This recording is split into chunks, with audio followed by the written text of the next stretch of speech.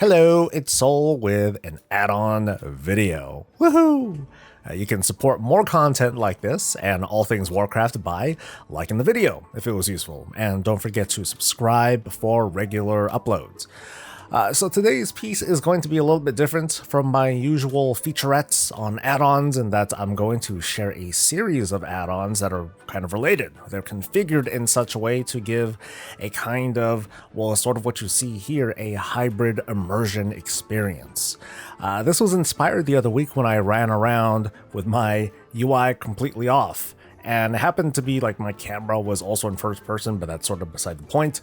Doing this though was pretty refreshing. I had to actually see where I was going instead of having my eyes glued to the minimap or some other waypoint thingamajigger. I used landmarks and terrain features to guide where I was going, and at least for me, even though I'm not really wandering right now, but at least for me, I felt like I was a bit closer to the world. Obviously, it's not very practical to use zero UI, so I put together a suite of add-ons that could achieve this sort of, well, let me show you, this kind of hybrid of immersion and performance. What I'm going to do today is talk you through the basic setup and how this thing works, all the add-ons that I used, and all that stuff to achieve the following. I wanted to reduce reliance on the minimap, because obviously you don't see a minimap there. And to reduce unit frames to their most minimal level, like you don't really see any at all. And also I wanted to decrease as much clutter as possible when I'm out of combat. Let's see if I can leave combat. Am I going to leave combat? This is my least favorite bug in Shadow. Oh, no, I'm out of combat. Yeah, see, there we go. So here's the list of add-ons that you're going to need for this setup. Most of these you'll be able to kind of see here. Others are a little bit hidden, but all links to these add-ons are going to be in the video description. First off is unlimited map pin distance. This makes the quest or the world quest that you're tracking display its visual pin past the default 1,000-yard limit. Can I do a very quick demonstration of this? Yes, I can. It's all the way over there. You can see that thing is really, really far away. I'm also using Plater. These won't just be your nameplates, they're also going to act as your unit frames as well. I'm going to provide a link to where you can import a string that we'll use for our example, otherwise you can just follow along. World Quest Tracker is also going to show up here for the sake of, you know, tracking world quests. It's just too useful to have, but we're going to nerf some of its more offensive functionality to preserve that sort of immersion. Toggle minimap is a very simple add-on that, as you can not see, it hides the minimap. All you have to do is type /TMM to turn it on or off. Since you won't have a minimap, there's no minimap button bag. There's nothing to hide all those little icons. So instead, you're going to be using something called a hiding bar, which I have right here. And this is going to hide the excess buttons, which pretty much does the same thing as a minimap button bag, but just with a mouse over on this certain area. Glass, you can kind of see it right here. This is a very simple chat add-on with the main feature being that it's very clean. And once I mouse away from it, it goes away pretty quickly when there is no activity. Go away. Okay, thank you. Now keep in mind, if you use LVUI with your setup, you do need to disable the LVUI chat module. And if you use Prat, another popular add-on, you need to disable the edit box module. Most unit frame add-ons are going to disable the original funny shaped default unit frames that are usually here where I have details. And those need to go away for this setup to work. If you don't have any unit frame add-ons, you can download Player and Target Hide, and they'll go away. And from here, your add-on options open a bit. If you use LVUI, you're going to pretty much end up turning off all of your visual options except for this bottom stuff here, the hotbars. If you don't use LVUI like I don't, in most cases you can use your favorite unit frames and hotbar add-ons to achieve the same effect. What I use down here is dominoes for my bars, and it's a great add-on for beginners. I also happen to use TipTac. You can see the tooltip right over there. I use that for moving the tooltip location and providing some extra information. And I use a super old add-on called Pitbull for my unit frames. You can sort of see it down here. It's the lonely place where you can see one unit frame. Now you don't need to use this, but I also happen to use, when we get back to attacking something, I also use nameplate scrolling combat text. Those are all the numbers that you see flying all over the place. For that, it just meshes pretty well with this setup, and I'll walk you through quickly how to set that up later. And you saw this earlier, I have details going on up in the upper left-hand corner to sort of demonstrate a little bit more how this UI can change a little bit when you happen to be in combat. So there's a handful of add-ons involved with this setup, but the actual use is pretty lightweight. What we're trying to achieve here is to have a mostly clutter-free screen when not in combat, but still have the flexibility of having the information in our hands when we are engaged in combat. Now let's get to setting stuff up. Let's get to tweaking the add-ons to achieve a look that is similar to this. Starting with dominoes, or if it's your LVUI settings or your favorite add-on, you want to try to hide as much stuff as possible. With dominoes, I have these hidden buttons that I have on the side. Let me show you. I have them here at the top and over on the sides of my screen for like certain things. So like right here, I have it for teleports, and right here, I have it for mounts and pets and random food stuff. Here I have my professions, and lower, I have some of the in-game menus. Other add-ons like OPI, they can perform this function extremely well too. Now let's go over details. I'm going to mouse over and show you how I achieve this whole mouse over effect. We're going to go here to this gear and open the options menu. We're going to go to automation, which it happens to already be at. Hey, that's convenient. We're going to set mouse interaction to enabled. The ignore bars, both of these boxes need to be checked. On hover over, you want to, and no interaction, you want to set these to a value of 1. And then finally, this while out of combat box, you want to have this box checked and make sure that this value is set to exactly 1. And we'll close this. This makes it so details will be visible in combat, but also if you mouse over, that's what makes this whole effect appear, where it appears on mouse over. Plater is a nameplate add-on, but like I said earlier, it's going to be a lot more than that. It's going to serve as our primary source of information in combat.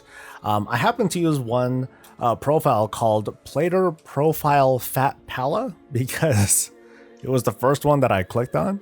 You can use pretty much any kind of Plater profile or the default or any import that you want, including your existing one, of course. But we're just going to add a few extra steps. So let's type in / Plater. I think that's all I have to do. Cool. So we opened up these options, which are incredibly extensive, but pay attention. I'm gonna try to talk you through here. We're going to turn on this personal health and mana bars. So in general settings, which we're already at, make sure that this box is checked. And now go to personal bar on the right hand side over here. Make sure that this always show option, make sure that this is not checked. And you do want to check the boxes here, show when you have a target and show in combat. So as a quick demonstration, and by the way, I have show nameplates, or always show nameplates, I have that on. My personal display here doesn't show up until I select a target that I'm capable of attacking. So here it lights up, but if I select something else like this friendly NPC, it eventually goes away, and then there we go, it pops up again. If I enter combats, obviously it's going to appear as well because it's supposed to appear whenever I'm in combat. Now, as for the rest of the settings in Plater, it really is up to your preference. Let me try to open this thing back up again to show you like some of the things that you can change. You can change this reset to automatic position. You can have this change this if you want to. If I ever leave combat here, I hate this bug. You can have that set because right now it's set to, right now, let me select something again. You can have it set to like bounce around if you wanted to, just like this, or you can have it set to like the same position, whatever you like. Now this is optional, but nameplate scrolling combat text is a pretty neat way to display outgoing damage. There are a lot of settings to customize. Let me open this up. There are a lot of settings to customize. But I want to provide like this little tip. You can adjust the positioning of where the numbers pop up a little bit, because obviously they pop up right at the right under the nameplate. But you can have the Y offset set lower than the sliders suggest. Right now it defaults at like 75 or so, which isn't quite low enough. You can manually change the value I have it here set to a -150, and that works just fine too. Now we're going to do a few tweaks to World Quest Tracker. Open your map just like so, and mouse over the options thing here in the lower left corner. Try that again. Okay, there we go. Now mouse over this tracker config and make sure that this is unchecked. It normally has a check, but uncheck it. This will disable the quest tracking thing that pops up over in the quest log. So if I zoom out and I select this world quest right over here, normally you would see two things populate. You'd see a world quest thing and you would see a world quest tracker complete with its own arrow to follow. We disabled that. That goes away. Instead, thanks to that unlimited map tracking pin, I'm able to see this particular quest from really, really far away, much farther than the 1,000 yard range that it's limited to. So we do have a bit of a visual cue. This does break the immersion a little bit because you have like this constant arrow that's pointing you in the right direction. So this is totally optional. It's not something that you really need to do.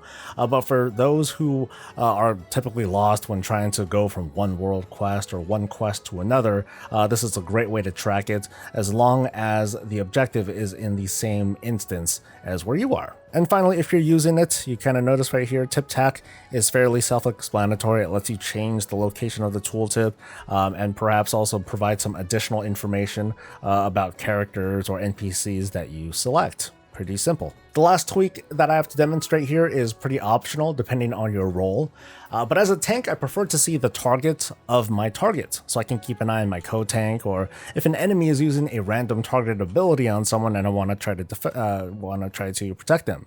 It's usually enough to see their status on raid frames, so if you think this happens to be redundant, it's not a big deal, of course. But for situations like this, or if you want to see your focus target, you can put these wherever you like, really. Like I have it right here, just right under my unit frame / plater plate thing, and that's pretty much all you need to do. Just kind of put this wherever you want, and of course they're not going to populate until you're actually in combat and you are encountering targets that are targeting something else. So it's a pretty safe thing to add in. So this sums up just about everything that these add-ons are going to do. There are a few things to consider though. Buffs right over here, they're still in the upper right hand corner, and quest tracking of course is still towards the right, and you can use other add-ons to either move these around or remove them if you want to increase that immersion a little bit. Personally, I think the buffs are okay. I think it's okay to see these things at a glance, and objectives, they can always be collapsed. Like I just finished all mine, so I don't even see anything anymore. The Covenant / Order Hall / Garrison button, that's also missing, but a macro can take care of that, and I've written that in the video description, so you can just add that in. For the most part, this hybrid setup I think it has a pretty good balance of function and immersion, as I've been talking about, with plenty of flexibility. Most of the supplementary add-ons that you'll typically have seem to work fine with this setup in case you run higher content like raids, arenas, or mythic keystones. For the most part, all those seem to work just fine. The immersion is, it's in front of your face, but information is still just a hotkey away. You can still open up everything else, your map, your character stuff, and all of that.